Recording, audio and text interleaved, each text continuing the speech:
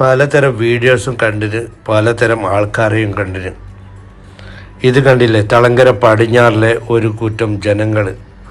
അത് പ്രായപരിധിയില്ല, ഒരുപാട് ചെറുപ്പക്കാരുണ്ട്, മിഡിൽ ഓർഡറിലുള്ളവരുണ്ട്, വൃദ്ധന്മാരുണ്ട്. എല്ലാവരും ചേർന്ന് രാവിലത്തെ സവാരി ഈ രീതിയിലാണ്. പഴയകാല ക്രിക്കറ്റ് കളിക്കൽ, ഫുട്ബോൾ കളിക്കൽ, ഗോരി കളിക്കൽ, ഗോട്ടി കളിക്കൽ.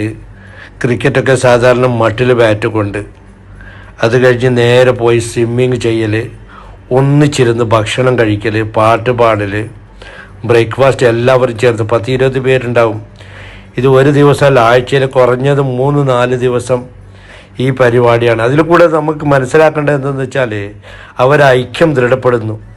അതിലുപരി നമ്മുടെ ടെൻഷൻ കുറയുന്നുണ്ട്, കൊളസ്ട്രോൾ കുറയുന്നുണ്ട്, അതുപോലെ തന്നെ ഷുഗറിന്, അതായത് മനസ്സിന് സമാധാനം കിട്ടുമ്പോൾ തന്നെ, ടെൻഷൻ ഒഴിവാക്കുമ്പോൾ തന്നെ 60% നമ്മളെ അസുഖം ഭേദമാകുന്നുണ്ട്.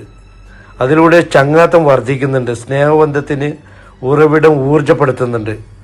അതുകൊണ്ട് എനിക്ക് വേറെ ഏത് സ്ഥലത്തെ ആൾക്കാരും ഈ രീതിയിലുള്ള കൂട്ടായ്മ, ഈ രീതിയിലുള്ള കളി ഞാൻ കണ്ടിട്ടില്ല. അത് എടുത്തു പറയേണ്ട ഒരു കാര്യമാണ്.